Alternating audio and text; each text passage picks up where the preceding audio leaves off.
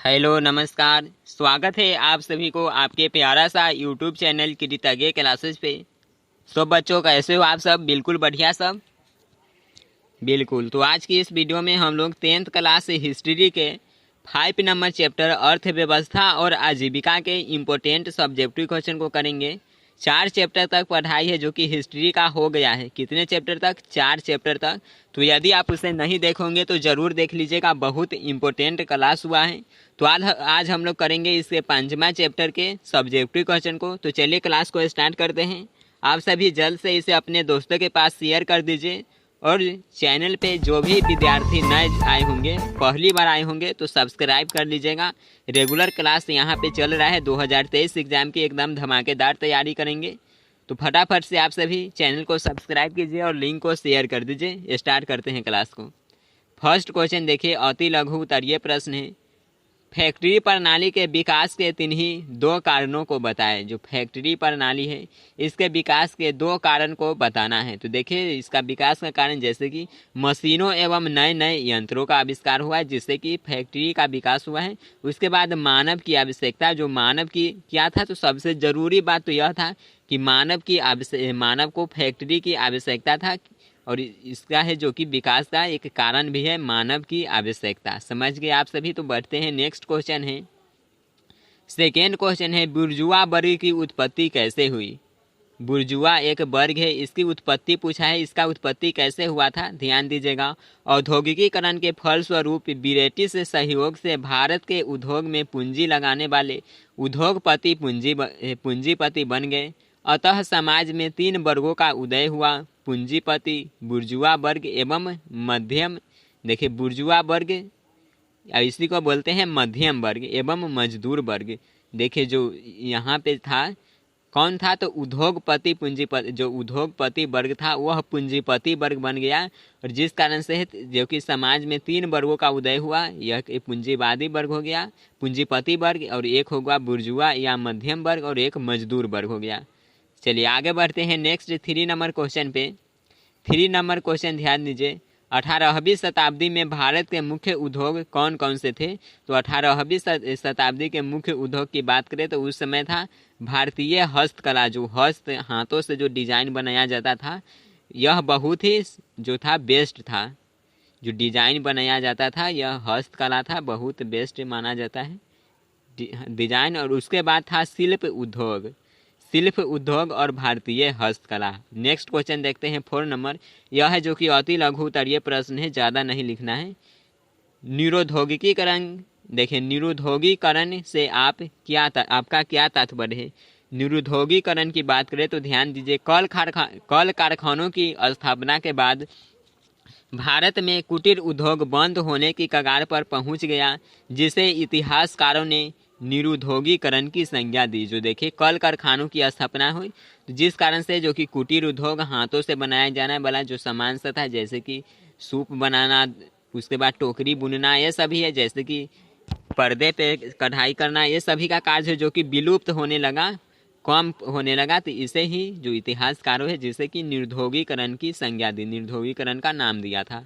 Next देखिए 5 number question, औद्योगिक आयोग की नियुक्ति कब हुई? इसके क्या उद्देश्य थे? औद्योगिक आयोग की नियुक्ति के बारे में बात करें तो 1916 में औद्योगिक आयोग की स्थापना हुई, जिसका उद्देश्य था भारतीय उद्योग तथा व्यापार के भारतीय वित्त से संबंधित प्रयत्नों के लिए सहायक क्षेत्रों का पता लगाना। जो भारतीय उद्योग है और व्यापार से संबंधित जो वित्त है, इसका जो रुपया पैसा वाला मामला है, उसका क्या करना था, तो उसमें सहायता करना था और सहायक जो क्षेत्र था उसका पता लगाना था। चलिए आप देखेंगे लघु उत्तरीय प्रश्न यहाँ से क्वेश्चन है जो कि आपको 2 नंबर वाला में पूछे जाएंगे। तो चलिए बढ़ते हैं नेक्स्ट क्वेश्चन। यहाँ पे फर्स्ट होगा लघु उत्तरीय क्वेश्चन को ध्यान से देखिए। औद्योगिकरण से आप क्या समझते हैं? VVI क्वेश्चन है, ध्यान से देखिएगा। यहाँ पे औद्योगिकरण क्या होता है, देखिए राष्ट्रीय अर्थव्यवस्था को सुदृढ़ करने के लिए कृषि क्षेत्र एवं उद्योग जगत में नई नई मशीनों को स्थापित करना तथा कल कारखाने स्थापित करना औद्योगिकरण कहलाता है। जो औद्योगिकरण था कृषि क्षेत्र हो या कौन भी हो, तो इसके जो विकास के लिए नई नए मशीनों का आविष्कार किया गया और उसका स्थापना किया गया और कल कारखाने की स्थापना की गई, इसी को बोला गया है औद्योगिकरण। और इसके कारण मनुष्य के आर्थिक और सामाजिक जीवन में हुए परिवर्तन को औद्योगिक क्रांति कहते हैं। देखिए, औद्योगिक क्रांति किसे कहेंगे, तो जो औद्योगिकीकरण के कारण जो मनुष्य के जीवन में, किसके कारण, औद्योगिकीकरण के कारण जो मनुष्य के जीवन में जो परिवर्तन आया उसे बोलेंगे औद्योगिक क्रांति। और औद्योगिकीकरण तो नए नए कल कारखाने स्थापित किया गया, मशीन बनाए गए, जिसके कारण है जो कि उद्योग में बढ़ोतरी हुई, तो इससे बोलते हैं औद्योगिकीकरण। समझ गए? चलिए बढ़ते हैं नेक्स्ट क्वेश्चन। सेकेंड है, औद्योगिकरण ने मजदूरों की आजीविका को किस तरह प्रभावित किया। औद्योगिकरण से जो कि मजदूरों की बात करें तो इनकी आजीविका पर बहुत ही असर पड़ा है। देखिए, साधारणतया औद्योगिकरण ऐसी प्रक्रिया है जिसमें उत्पादन मशीनों द्वारा कल कारखानों में होता है, जिससे मजदूरों की आजीविका पर बुरा प्रभाव पड़ने लगता है, क्योंकि मशीनों को संचालित करने के लिए कम संख्या में एवं विशेष मजदूरों की आवश्यकता होती है। देखिए, सब जो जब मशीन नहीं था तो सभी लोग हैं जो कि उसी काम में लगे रहते थे, लेकिन जब मशीन आया तो मशीन आया तो यहाँ पे देखिए भाई, जितना मशीन के नहीं था उतना लोग काम करेंगे। तो उस काम को देखिए, जैसे कि आप लोग गाँव में ले सकते हैं कौन, जेसीबी। देखिए, पहले इसका आविष्कार नहीं हुआ था तो मिट्टी काटने में कितने लोग हैं जो कि लगते थे, लेकिन जैसे ही इसका आविष्कार हुआ तो कितने लोग लगते थे, इसमें सिर्फ एक ही लोग न लगेंगे, इसका ड्राइवर। और वह कौन सा, तो वह विशेष आदमी होगा, यानी कि इसका ड्राइवर है जो कि एक विशेष है। यह एक मजदूर नहीं है, लेकिन मजदूर था जो कि कैसा भी है तो उसी काम में लगा रहता था, लेकिन इसके आविष्कार हो जाने से तो विशेष मजदूर चाहिए। तो यह है जो कि मनुष्य पर इसका प्रभाव पड़ा। चलिए अगला क्वेश्चन देखिए, 3 नंबर क्वेश्चन है, स्लम पद्धति की शुरुआत कैसे हुई। स्लम पद्धति की बात करें तो देखिए, औद्योगिकरण के फलस्वरूप जब मिल मालिकों द्वारा मजदूरों का शोषण होने लगा तो उनकी स्थिति दयनीय होती गई, जिससे वे सुविधा विहीन घरों में रहने को बाध्य हो गए, जिसे स्लम कहा जाने लगा।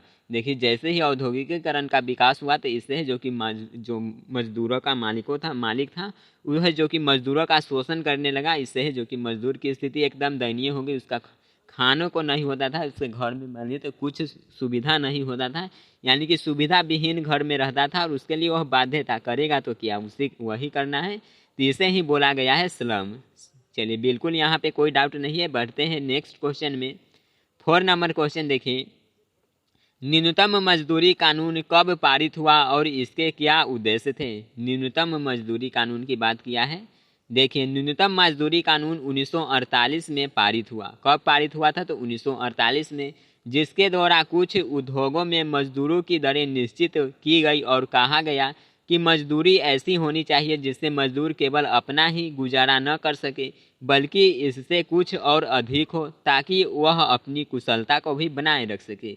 देखिए, इसमें जो कि पारित हुआ 1948 में, और कहा कि ऐसा होना चाहिए इसका जो इसका महीना मिलना चाहिए मजदूरों का, वह सिर्फ अपना ही गुजारा नहीं कर सके, अपने गुजारे के अलावा कुछ और भी पैसा है जो कि वह बचा कर रख सके, जिससे कि वह अपनी कुशलता है वह बनाए रख सके।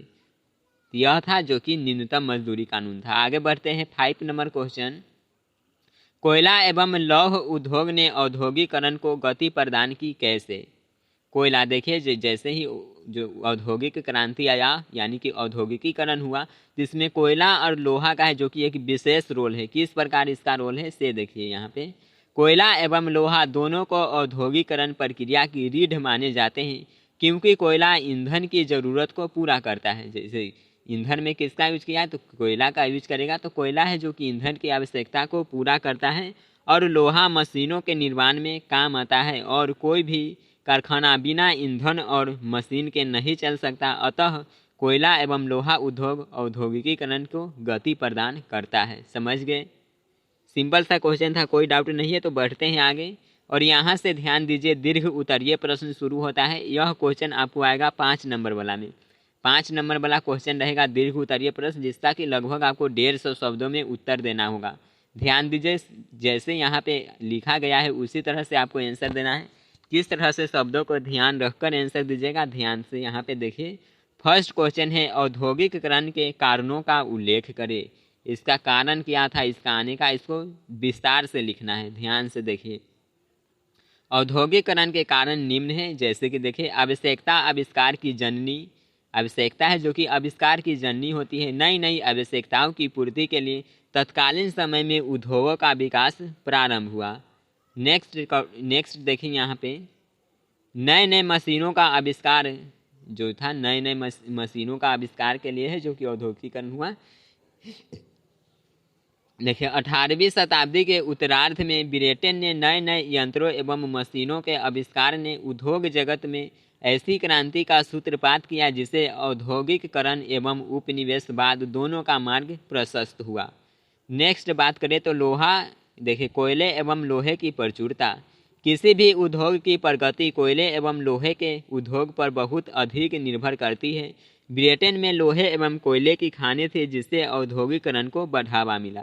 जो लोहा और कोयला था यह भी औद्योगिकरण में अधिक भूमिका निभाया। उसके बाद बात करें तो देखिए फैक्ट्री प्रणाली की शुरुआत मशीनों एवं जो फैक्ट्री प्रणाली की शुरुआत हुआ, जैसे कि मशीनों एवं नए नए यंत्रों के आविष्कार ने फैक्ट्री प्रणाली को विकसित किया। फलस्वरूप उद्योग तथा व्यापार के नए नए केंद्रों का जन्म हुआ। नेक्स्ट देखिए सस्ते श्रम की उपलब्धता। क्या हुआ तो सस्ते श्रम जो मजदूर था वह सस्ता मिल जाता था। 18वीं शताब्दी के अंतिम वर्षों में बराबंदी प्रथा की शुरुआत हुई जिसमें जमींदारों ने छोटे छोटे खेतों को खरीदकर बड़े बड़े फर्म स्थापित कर लिए। अपनी जमीन बेच देने वाले छोटे किसान मजदूर बन गए। ये आजीविका उपार्जन के लिए काम धंधों की खोज में निकटवर्ती शहर चले गए। इस तरह मशीनों द्वारा फैक्ट्री में काम करने के लिए असंख्य मजदूर कम मजदूरी पर भी तैयार हो जाते थे। सस्ते श्रम ने उत्पादन के क्षेत्र में सहायता पहुंचाई। जो छोटे किसान था वह था जो कि अपना ज़मीन को बेच दिया, और तो ज़मीन बेच दिया तो भाई उसे काम तो चाहिए ही, तो वह काम करने के लिए जो कि है अपने निकट जगह देखने लगा शहर में कि कहीं भी काम मिल जाए, तो कम भी पैसा दिया जाता था तो वह था जो कि काम करने लगता था। तो इसी कारण से जो कि एक औद्योगिकरण का विकास हुआ। नेक्स्ट बात करें तो यातायात की सुविधा। यातायात की सुविधा का भी इम्पोर्टेंट रोल है। देखिए फैक्ट्री में उत्पादित वस्तुओं को एक जगह से दूसरी जगह पर ले जाने तथा कच्चा माल को फैक्ट्री तक लाने के लिए, कच्चा माल आप लोग समझ रहे हैं, बताइए कच्चा माल क्या होता है। जैसे कि बात करें तो चीनी किस चीज़ से बनता है तो गन्ना से बनता है। तो चीनी का जो कच्चा माल हो गया वह क्या हो गया, गन्ना, ईख हो गया चीनी का कच्चा माल, तो यही होता है कच्चा माल। देखिए कच्चा माल को फैक्ट्री तक लाने के लिए ब्रिटेन में यातायात की अच्छी सुविधा उपलब्ध थी। जहाज रानी उद्योग में यह विश्व में अग्रणी देश था और सभी देशों के सामानों का आयात निर्यात मुख्यतः ब्रिटेन के व्यापारिक जहाजी बेड़े से ही होता था, जिसका आर्थिक लाभ औद्योगिकरण की गति को तीव्र करने में सहायक बना। नेक्स्ट बात करें तो वह था विशाल औपनिवेशिक स्थिति। औद्योगिकरण की दिशा में ब्रिटेन द्वारा स्थापित विशाल उपनिवेशों ने भी योगदान दिया। इन उपनिवेशों से कच्चा माल सस्ते दामों पर प्राप्त करना तथा उत्पादित वस्तुओं को वहां के बाजारों में महंगे दामों पर बेचना ब्रिटेन के लिए आसान था। समझ गए आप सभी औद्योगिकरण को। तो नेक्स्ट देखिए इसका विकास कैसे हुआ था औद्योगिकरण का। अगला है औद्योगिकरण के परिणाम स्वरूप होने वाले परिवर्तनों पर प्रकाश डाले। देखिए औद्योगिकरण आया तो इसके कारण क्या क्या सुधार हुआ, क्या क्या परिवर्तन देखने को मिला, इसी को लिखना है विस्तार से। तो ध्यान से देखिए नगरों का विकास सन 1850 से 1950 के बीच भारत में वस्त्र उद्योग, लौह उद्योग, सीमेंट उद्योग, कोयला उद्योग जैसे कई उद्योगों का विकास हुआ। सीमेंट उद्योग का है जो कि कच्चा माल इम्पोर्टेंट है। सीमेंट उद्योग का कच्चा माल पूछा जाता है तो क्या है, चूना पत्थर। आप लोग इसे जरूर ध्यान रखिएगा, चूना पत्थर। देखिए विकास हुआ जैसे जमशेदपुर, सिंदरी, धनबाद, डालमिया नगर इत्यादि नए व्यापारिक नगरों का विकास हुआ। नेक्स्ट देखिए कुटीर उद्योग का पतन। जैसे जैसे बड़े मशीनों, कुटीर उद्योग का पतन देखिए जैसे जैसे बड़े बड़े मशीनों और यंत्रों का विकास हुआ वैसे वैसे शिल्प उद्योग, बुनकर उद्योग इत्यादि कुटीर उद्योगों का पतन हो गया। जैसे जैसे मशीन बना तो क्या था, हाथ से काम करने वाला जितना भी उद्योग का सब समाप्त होने लगा। अगला बात करें तो वह था साम्राज्यवाद का विकास औद्योगिकरण के परिमाण। परिणाम। देखिए साम्राज्यवाद का विकास हुआ जो कि औद्योगिकरण के परिणाम था। सब स्वरूप बड़े पैमाने पर परिणाम स्वरूप बड़े पैमाने पर उत्पादन होना शुरू हुआ, जिसकी खपत के लिए यूरोप में उपनिवेशों की होड़ शुरू हो गई और आगे चलकर इस उपनिवेशवाद ने साम्राज्य का रूप ले लिया। आगे बात करेंगे समाज में वर्ग विभाजन एवं बुर्जुआ वर्ग का उदय। औद्योगिकरण के फलस्वरूप ब्रिटिश सहयोग में भारत के उद्योग में पूंजी लगाने वाले उद्योगपति पूंजीपति बन गए। अतः समाज में 3 वर्गों का उदय हुआ जो कि था पूंजीपति वर्ग, बुर्जुआ वर्ग और एक था मध्यम वर्ग। अगला ध्यान दीजिए, फैक्ट्री मजदूर वर्ग का जन्म बड़े बड़े उद्योगों में कार्य करने वाले मजदूरों का उद्योगपति। देखिए यहाँ से डैश देकर फैक्ट्री मजदूरों का जन्म यहाँ से डैश देकर लिखेंगे। बड़े बड़े उद्योगों में कार्य करने वाले मजदूरों का उद्योगपतियों द्वारा शोषण होने लगा, जिससे उनका जीवन स्तर काफ़ी निम्न होता गया। फलस्वरूप मजदूर वर्ग का जन्म हुआ। नेक्स्ट बात करें तो वह था स्लम पद्धति। स्लम पद्धति की शुरुआत के छोटे छोटे घरों में जहाँ किसी तरह की सुविधा उपलब्ध नहीं थी, वहाँ मजदूर वर्ग के लोग रहने को बाध्य थे। ऐसे ही घरों को स्लम कहा गया। ये भी आपको बताए हैं। तो बढ़ते हैं नेक्स्ट 3 नंबर क्वेश्चन है, उपनिवेशवाद से आप क्या समझते हैं? औद्योगिकरण ने उपनिवेशवाद को जन्म दिया कैसे? यह इम्पोर्टेंट क्वेश्चन है, ध्यान रखिएगा। हो सकता है तो इसका चांस बनता है आपके एग्जाम में पूछने का 2023 में, तो ध्यान से देखिए इसे। उपनिवेशवाद की व्याख्या विभिन्न कालों में विभिन्न विद्वानों द्वारा भिन्न भिन्न प्रकार से की गई है। इस इतिहास की दृष्टि से उन्नत एवं शक्तिशाली देशों द्वारा पिछड़े और निर्बल देशों के राजनीतिक तथा आर्थिक आधिपत्य की स्थिति को उपनिवेशवाद कहते हैं। उपनिवेशवाद के परिभाषा आप सभी देख लीजिए, तो इसका स्क्रीनशॉट ले लीजिएगा और ऐसे भी PDF है जो कि टेलीग्राम पर मिल जाएगा। देखिए जैसे ही इंग्लैंड में औद्योगिकरण हुआ, वैसे ही वहाँ बड़ी बड़ी फैक्ट्रियों की स्थापना होने लगी और कारखानों में विभिन्न प्रकार के औद्योगिक वस्तुओं का उत्पादन होने लगा। इन वस्तुओं की खपत के लिए उसे विस्तृत बाजार की आवश्यकता पड़ी। जैसे ही उत्पादन बढ़ा तो यह जो कि एक बड़ा बाजार चाहिए, विस्तृत बाजार चाहिए, तो व्यापारिक उद्देश्य की पूर्ति के लिए उसने विभिन्न देशों की ओर रुख किया। संसाधनों की प्रचुरता ने उसे भारत की तरफ व्यापार करने के लिए आकर्षित किया। धीरे धीरे भारत की तरफ व्यापार करने के लिए आकर्षित किया, जो भारत की ओर व्यापार करने के लिए आकर्षित हुआ, तो धीरे धीरे उसने भारत में अपना शक्ति का प्रयोग कर अपने उपनिवेश को स्थापना कर ली। इस प्रकार उपनिवेशवाद का जन्म हुआ। अन्य देशों जैसे पुर्तगाल, फ्रांस, अमेरिका इत्यादि देशों ने भी इसी प्रकार से अपने उपनिवेशों की स्थापना की थी। यह था 3 नंबर क्वेश्चन। नेक्स्ट क्वेश्चन पे ध्यान दीजिए, कुटीर उद्योग के महत्व एवं उसकी उपयोगिता पर प्रकाश डाले। कुटीर उद्योग के महत्व की बात करें तो ये बहुत इंपॉर्टेंट है, ध्यान दीजिए। कम पूंजी में घरेलू स्तर पर स्थापित कुटीर उद्योग को देखिए स्थापित उद्योग को कुटीर उद्योग कहते हैं। कुटीर उद्योग किसी भी राष्ट्र के विकास में काफ़ी महत्वपूर्ण भूमिका निभाता है, क्योंकि इसमें देश की अधिकांश आबादी की भागीदारी होती है। इसमें किसी विशेष तकनीकी जानकारी की आवश्यकता नहीं होती। इसमें श्रम, पूंजी और समय तीनों कम लगते हैं तथा घर बैठे लोग अपना अपना काम कर लेते हैं। देखिए जैसे कि उसका जो काम होता है घर बैठे, बिल्कुल सिलाई कढ़ाई बुनाई ये सभी घर बैठे ही तो होता है। तो देखिए इसका सबसे महत्वपूर्ण तो यह है कि इसमें घरेलू महिलाओं का योगदान भी सराहनीय होता है। इसमें महिलाएं है कुटीर उद्योग में जो कि बहुत ज़्यादा रोल निभाती है। दोस्तों महिलाओं की बात करें तो बहुत ज़्यादा रोल होता है। कुटीर उद्योग के कुछ प्रमुख उदाहरण देखिए, सूत कटाई, बुनाई, उनका रंग रोगन करना, अचार बनाना, पापड़ बनाना, सिलाई कढ़ाई करना इत्यादि। भारत में औद्योगिकरण के पूर्व कुटीर उद्योग काफ़ी विकसित था, परंतु औद्योगिकरण के बाद उन्हें कच्चे माल के लाले पड़ने लगे, यानी कच्चे माल की आवश्यकता पड़ने लगा और धीरे धीरे यह है जो कि मृत प्राय हो गया और धीरे धीरे कुटीर उद्योग है जो कि समाप्त हो गया। देखिए कुटीर उद्योग की उपयोगिता की बात करें तो इसकी उपयोगिता को देखिए, यह मध्यम एवं निम्न वर्ग के अधिकांश लोगों को रोजगार उपलब्ध कराता है। कुटीर उद्योग जो कि मध्यम वर्ग हो, निम्न वर्ग हो, इसमें रोजगार मिल जाता है। यह घरेलू महिलाओं को भी रोजगार का अवसर प्रदान करता है, जैसे कि सिलाई कढ़ाई बुनाई ये सभी है जो कि महिलाएं ही करती हैं। उसके बाद इसमें रोजगार के तलाश में जाने वाले लोगों के पलायन को रोकने में सहायता मिलती है। जो अपने जो गाँवों को छोड़कर लोग शहर जाते हैं रोजगार के लिए। तो इस कारण है जो कि इसमें शहर भी लोग नहीं जाते हैं, इस बहुत कम लोग शहर जा पाते हैं, क्योंकि वे भी है जो कि अपने घर के काम यानी घर में ही है वो कुटीर उद्योग का कार्य करते हैं। ये हो गया।